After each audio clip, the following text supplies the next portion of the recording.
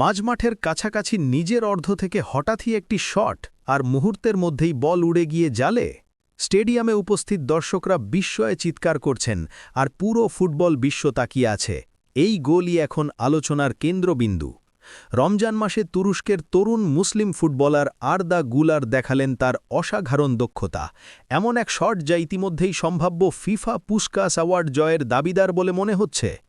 Match চলাকালীন দল পিছিয়ে ইনজুরি সমস্যার মধ্যে আরদা গুলার ছিলেন বদলিতে নেমে এসে দলের জন্য দায়িত্ব নিয়ে। সবাই ভাবছিলেন হয়তো কাউন্টার অ্যাটাক শুরু করবেন বা সামনে থাকা সতীর্থকে পাস দেবেন, কিন্তু তিনি করেন এমন কিছু যা কেউ আশা করেনি। নিজের অর্ধ থেকে বল নিয়ে এগিয়ে আসেন, ফাঁকা জায়গা ব্যবহার করে শক্তিশালী একটি শট নেন।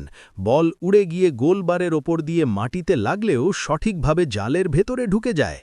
স্টেডিয়াম এবং রিয়াল মাদ্রিদ কোচও অবাক।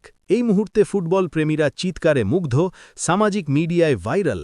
রমজানের এই অসাধারণ গোল যেন সেই কিংবদন্তি মুহূর্তগুলোর পুনর্জাগরণ, যেখানে করিম বেনজেমা ও মেসুত ওজিল নিজের জাদু দেখিয়েছিলেন। আরদা গুলারের এই গোল শুধু একটি জালই নয়, এটি ফুটবলের এক স্মরণীয় মুহূর্ত।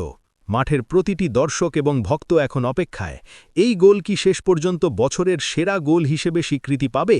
তবে এক কথা নিশ্চিত, রমজানের এই অবিশ্বাস্য শটটি ফুটবল ইতিহাসে চিরস্থায়ী হয়ে থাকবে।